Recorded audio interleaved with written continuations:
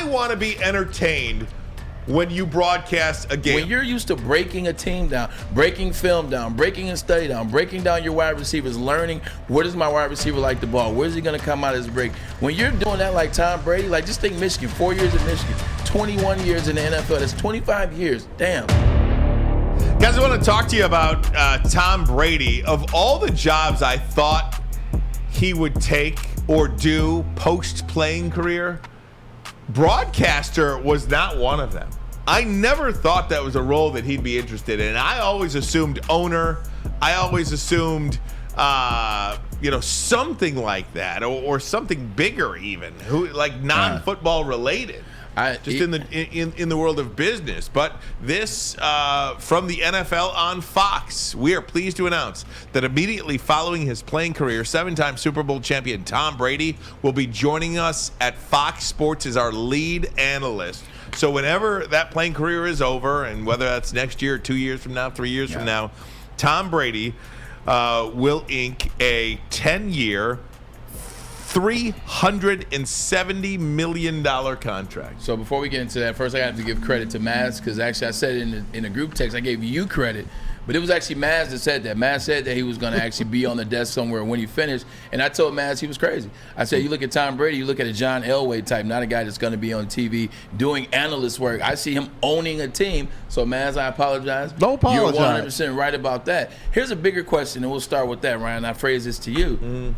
Why would Fox announce this now when they know it's still 365 days or a year? Because I assume Tom's only going to play one more. Why announce it now? That's huge, because you're creating excitement. You're letting everybody know that you're serious. And you just lost Joe Buck and Troy Aikman. There it is. And many people believe you lost it over money, right? Yep. I mean, they go to Joe Buck and Troy Aikman go to Monday Night Football. Joe Buck makes $15 million a year annually now, and Troy Aikman makes $18 million annually now. And don't think it's because Fox wouldn't pony up the money. Those two between them, $33 million for both of them. Fox just ended up $37.5 million to Tom Brady alone. Which leads me to believe that I'm right, man.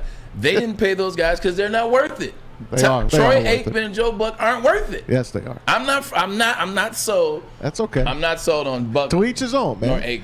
Well, you're worth what somebody's willing to pay for you, right? I mean, in that case, I'm a Fox kind of guy. Listen, this is what Fox wrote. Over the course of this long-term contract, Tom will not only call the biggest NFL games with Kevin Burkhardt, but will also serve as an ambassador for us, particularly with respect to client and promotional initiatives. So there you go. He's going to be handshaking a lot. He's going to be playing golf for these guys. He's going to be doing specials for these guys. He's going to be doing, he's going to be probably second in charge to Rupert Murdoch. And if you guys think this is big money, and it is, right? It's big money, but this is television, man. This is television, and this is the NFL. Fox, NBC, CBS, ESPN, and Amazon. I'll give you a guess at how much they just paid the NFL this year to broadcast their games. All of them combined? All of them combined. 2 point? 2 point what? It's only one number. Starts with a B. 5, I'll say. $110 billion. Whoops. So Can I have my guess back? Yeah. When you think about, I misheard you. When you think about what these networks are paying the NFL to broadcast their games, Fox, CBS, NBC, ESPN, Amazon paid the NFL $110 billion to broadcast NFL games. If you don't think they're going to go pay an announcer, whatever they got to pay an announcer, if you think that gives you an ROI, a return on your investment, that's what it is. Tom Brady is a return on investment. He'll make up that money in shaking hands and glad handling and playing golf with any sponsor. Remember what NBC did with Drew Brees? Yeah. They told him, in 2 years when he's done, he's going to be joining us here at NBC. They did the same with Greg Olson. Greg Olson is not a superstar name, but Greg Olson went to Fox. Then he went back to the Panthers and played, or whoever he played with when he came back, maybe the Seahawks or something. Now he's back in the booth with Kevin Burkhardt. Now he's got a year or two with Kevin Burkhardt calling the big games, and then he's got to step aside again. He'll find his level because, like you said, he is getting better. So something will pop for him. They make the money right back on sponsorship dollars and commercial dollars. Like literally, $2 million is what it would cost at the beginning of the playoffs, and each week it went up, and then the Super Bowl, obviously. So they'll make a ton of money getting that money back.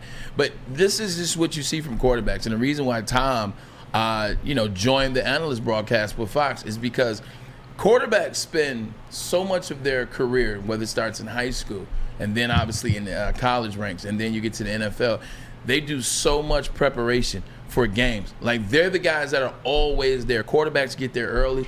Quarterbacks never leave. They're always there late. Some of them have cots in the facility, or they sleep in the players' lounge. A lot of their wives are like, "Bring your butt home." He's like, "No, I'm trying to make sure we're good for life, babe." But that's what you get to, man. When you're used to breaking a team down, breaking film down, breaking a study down, breaking down your wide receivers, learning where does my wide receiver like the ball, where's he going to come out of his break. When you're doing that like Tom Brady, like just think Michigan, 4 years at Michigan, 21 years in the NFL. That's 25 years. Damn, 25 years that he's used to breaking things down, and all of a sudden he stops and goes and sit down. That's why you see the quarterback position do it so well on the analyst desk. Look at even Peyton.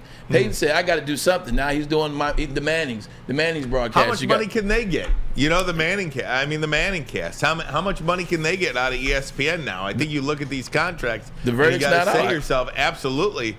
Heck, you could get $100 million if you're Peyton Manning and Eli Manning. If you look at the cast of guys that they had on and women that they had on their broadcast, I think they did 10 episodes, games. And then they did one playoff game, so 11. So they did 11. Look at the people that they had on. The Rock was on there. Phil Mickelson was on there before he blew it. Marshawn. The list goes on. You're garnering those type of individual, hell, they can get paid. Matt, Not only that, it's his production company. Yeah. It's Omaha Production, so he's getting double dipped. Maz, you're a huge announcer guy. Yes, I am. And I do think Tom Brady will be really good at this. Will. He'll be really good at this. But Tony Romo did change the game here. And I think Aikman is great. I think Aikman is as solid as they come. But Tony Romo changed the game when he's calling out plays before they happen. He did that prior to, now he's settled in more now. He has settled in. Yeah. But that first year he was with CBS. He exploded.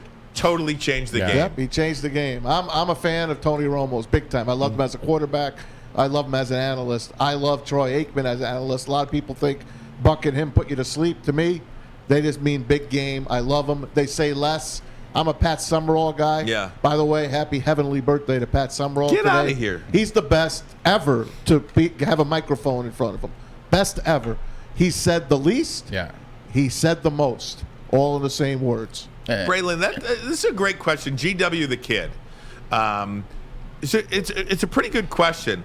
Why don't we hear many defensive guys in the booth? Because Aqib Talib. Aqib Talib, I love I Aqib like him Talib, too. and I'm not joking. He's got great energy. I am not joking. Aqib Right. Talib, I want to be entertained when you broadcast a game. I don't care if it's baseball, basketball, football. Entertain me. It's one of the reasons why I love Rod Allen so much. Rick Mahorn. I love these guys that sit there and will entertain you.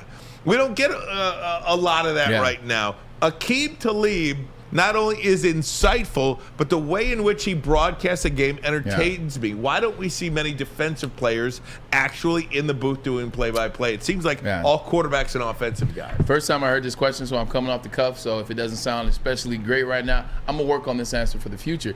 But I just think, what is the game about? It's about offense. Everybody cares about offense. Everybody wants to see points. So to get that offensive perspective, I think is what people mostly want to hear. Like when you listen to a Manning cast, like when Peyton's breaking it down and he's telling you why the receiver was here, why the quarterback looked here, like you love all that. When you're looking at any of the wide receivers break things down, I think another guy that does an amazing job, is as I say, he does a great job. Is Nate Burleson. Nate Burleson, Detroit. There you go. Shout out to Nevada University.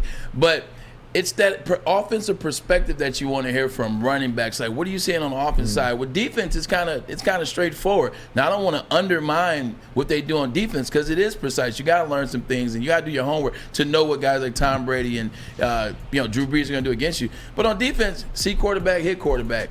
see wide receiver, check wide receiver. I think it's a little bit easier from the perspective in terms of this is what they do. We get it. They got to cover the wide out, blah, blah, blah. But on offense, how did he get open? What did he do? Why did you throw the ball in that particular window? Why didn't you run as opposed to pass on this down? In the Super Bowl, why did you not hand the ball off to Marshawn Lynch? Why did you throw the slant that got intercepted?